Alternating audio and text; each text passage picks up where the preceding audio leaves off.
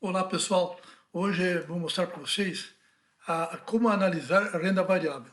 O que ocorreu aí nos últimos anos, que foi principalmente a partir de 2017, 2018 e 2019, muitas pessoas entraram adquirindo renda variável, tá? Principalmente fundos imobiliários. Tá? Então o que ocorreu? Que o CDI, né, a Selic caiu bastante, entendeu? E esses fundos, os fundos imobiliários, assim como ações, estavam só subindo e muita gente entrou e achando que ia ser uma ótima oportunidade. Só que agora eles começaram a refluir, começaram a cair, né? Com o aumento, principalmente com o aumento da Selic, questões externas, né? Nos Estados Unidos, que está tendo a análise de que talvez que suba, né? O, os juros nos Estados Unidos e essa famosa tapering que estão falando, isso aí tudo está levando a cair as ações, principalmente ações, né? E fundo imobiliário muito influenciado pelas taxas de juros, né? O Selic, a taxa de juros de longo prazo, que subiram bastante.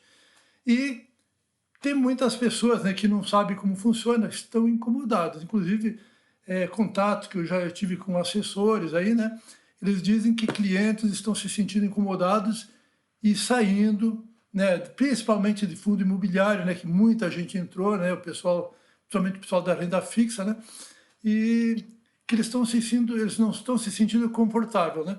Então, o que ocorreu? O pessoal entrou quando estava alto e saiu quando cai, né? Então é aquela famosa, compra na subida e vende na queda, né? É o prejuízo certo. Mas o pessoal não sabe como analisar a renda variável, é fundamental. Então vou mostrar para vocês aí um fundo imobiliário e uma ação que eu tenho em carteira e como o pessoal se engana, muita gente se engana fazendo análise nisso. Então vou mostrar aqui a primeira aqui, que é um fundo imobiliário, que é a CREC 11, tá? Então veja bem, eu comecei a comprar em dezembro de 2020, comecei a comprar, comprei várias vezes, eu se não me engano, acho que foi o mês de julho, junho que eu comprei a última vez, né? Então aqui mostra os índices aqui da CDI, tá? Isso aí a gente pode pegar na calculadora do Banco Central, tá? Então nesse período, o CDI foi 2,42%, né? Período de 10 meses, mais ou menos, né? Entendeu? Isso aqui é aproximado, né? Você vê que foi um CDI bem baixo, né? Hoje estamos falando de 6,25, mas que é um CDI médio do período, né? Bom, então as pessoas que não sabem como funcionam, e eu já vi gente falando sobre isso aí, o que eles fazem, tá? Eles verificam quanto que está o preço atual, né, das cotas que ele tem do fundo imobiliário e comparam com a compra dele, com a compra, entendeu? Simplesmente com o que ele pagou. E veja, nesse meu caso, por exemplo, nessa comparação, está com 2,2%, 2,3% negativo. Se eu fizer essa comparação, minha nossa, eu estou levando um prejuízo, né? Que negócio mal que eu fiz, né? Mas aí é o seguinte, só que esse REC 11 é um fundo imobiliário de CRI, que a gente chama de papéis, né? Certificados de recebíveis imobiliários.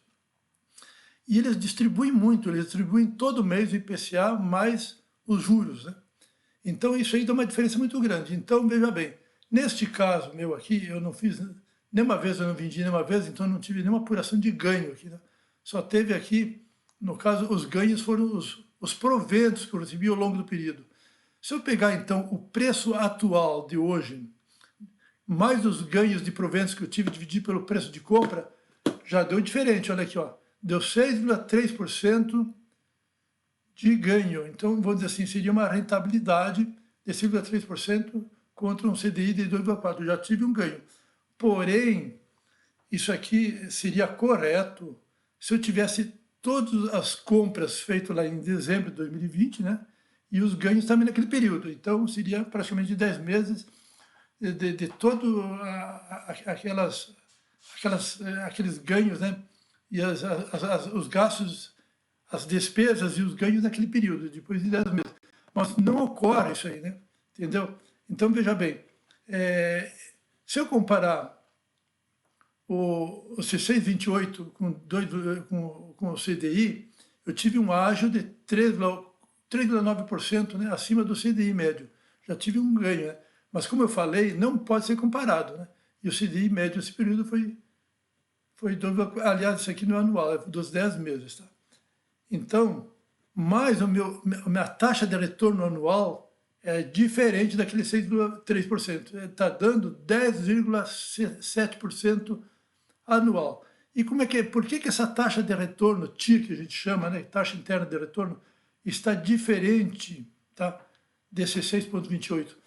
Porque é o seguinte, as aquisições e os proventos que eu recebi não foram só em dezembro de 2020, eu fui comprando ao longo do tempo e os proventos foram todos os meses. Então, cada provento e cada despesa que eu tive tem tempos diferentes e tem taxa de retorno diferente cada uma. Então, a taxa de retorno total, nesse caso aqui, é uma composição de todas as vendas, aliás, todas as compras, todos os proventos, comparando com o preço atual, entendeu? Isso aqui é anualizado também, né? É isso que é a questão. Não é 10,74% que eu recebi nesse período, tá? Isso aqui é anualizado. Se ele continuar crescendo no mesmo ritmo, né? Por um ano vai 10,74%. 10,7%, né? Claro que se os preços continuarem parados por mais 2 meses, provavelmente essa taxa aí vai cair para 9%, sei lá. Isso é uma estimativa, né? Um chute, vamos falar assim.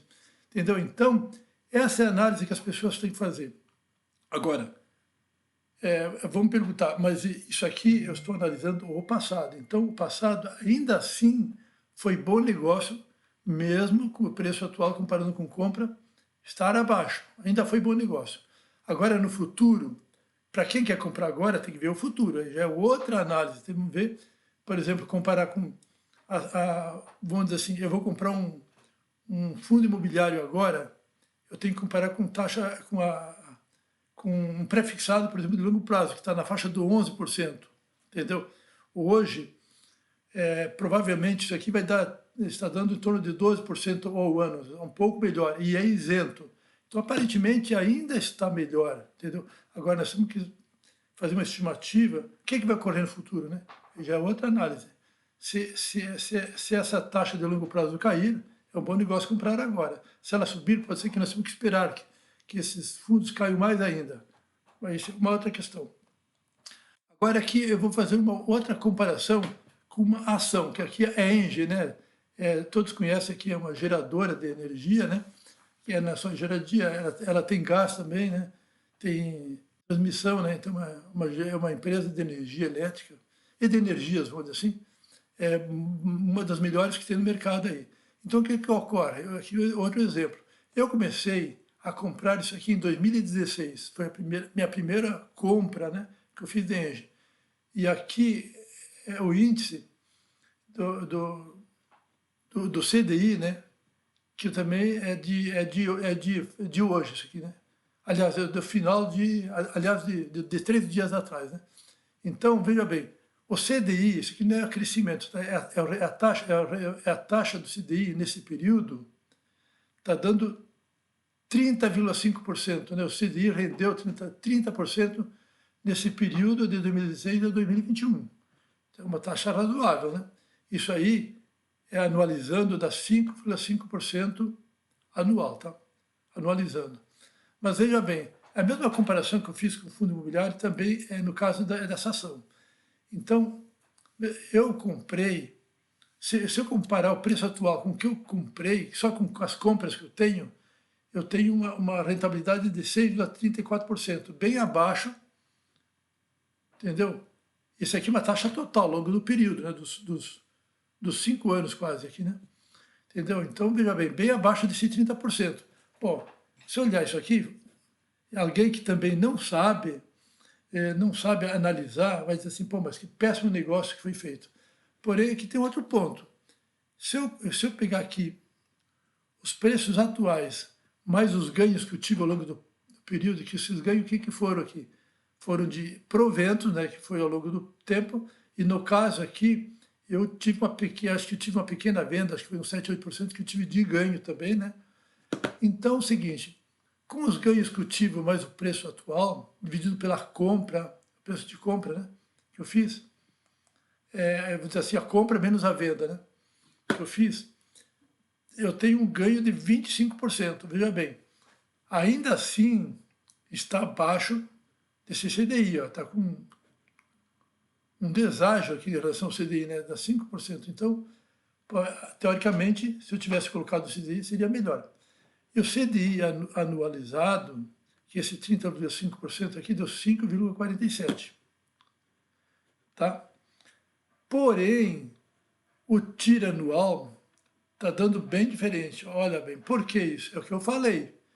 Por exemplo, eu comprei de 2016, a última compra que eu fiz de Engie faz o que? Uns 15 dias atrás. Então, cada compra que eu tenho tem uma taxa de retorno diferente e tem proventos ao longo do tempo, entendeu? Então, isso aí dá uma taxa de retorno totalmente diferente de uma análise simplista, que alguém olha aqui, olha, olha o preço atual sobre o período de compra, como eu já ouvi gente falando, né? Que não é um bom negócio, ou mesmo somando os ganhos, né? Também, né? Então, as pessoas têm que saber analisar. Se elas não souberem, elas vão se enganar e achando que estão fazendo um mau negócio, porque nós estamos falando de renda variável, que tem épocas de alta e épocas de baixa. Porém, a taxa de retorno tem que ser bem analisada e saber fazer o cálculo. Né? Isso aí tem no Excel, entendeu? As pessoas que quiserem fazer, né? No Excel existe isso aí, que é o tal do X-TIR, né? Tem no Excel. Dá para fazer de outros modos também, né? Do próprio Excel dá para fazer esse cálculo aqui, tá? Mas claro, mas aí o cara tem que fazer todas as anotações direitinho, as datas, inclusive dos proventos, né? Para chegar nessa conclusão. Mas eu queria mostrar isso aí para as pessoas, principalmente aqueles que não sabem, que sempre trabalharam com renda fixa, entre renda variável, para eles não fazerem uma análise muito simplista e achando que o negócio é ruim. Pode ser ruim, né? Depende do que ele comprou, né? Ou pode ser bom, né? Agora, as pessoas também, elas se enganam muito, como, por exemplo, se ela comprar um tesouro direto IPCA mais juros, que é o famoso NTNB. Essa, por exemplo, se o sujeito comprar um NTNB 2035, ele compra, por exemplo, hoje lá com uma taxa de juros, sei lá, deve estar na faixa dos 5%, entendeu? Mais do IPCA. Então, ele comprando agora, ele contratou uma renda, tá? Uma renda corrigida pelo IPCA até 2035. Então, ele tem uma garantia que em 2035 vai receber isso. Porém, se ele quiser vender no meio do caminho, no meio desse tempo, ele vai ter variação também que nem ações e fundos imobiliários, entendeu? Então, é um prazo longo e quanto maior o tempo de um tesouro direto, maior é a volatilidade. E então as pessoas elas pensam, mas é tranquilo. Sim, é tranquilo se o sujeito levar até 2035, mas se ele precisar vender antes, ele pode ter um ganho grande. Se a taxa de juro for menor, né, quando for menor do que ele contratou agora, ou ele pode vender com prejuízo se a taxa de juros estiver maior do que ele está contratando agora. Então, essa é uma análise que a grande diferença, então, do IPCA para um fundo imobiliário por ações é que o fundo imobiliário ele não tem prazo de vencimento. Você tem que sempre vender a mercado, né? Sempre vender. Então, claro, quem compra fundo imobiliário e ações tem que ter dinheiro disponível e só vender quando está bom. Uma hora pode estar num período bom, se o cara quiser sair, espera aquele momento. Entendeu? Que é diferente de um título do governo, né, que tem data de vencimento, ele está garantido até aquela data. Porém, se for uma data grande, o sujeito corre o risco de precisar de dinheiro antes, tá, pessoal? Então é esse que o recado que eu queria dar e espero que o pessoal tenha entendido aí. Boa tarde a todos aí.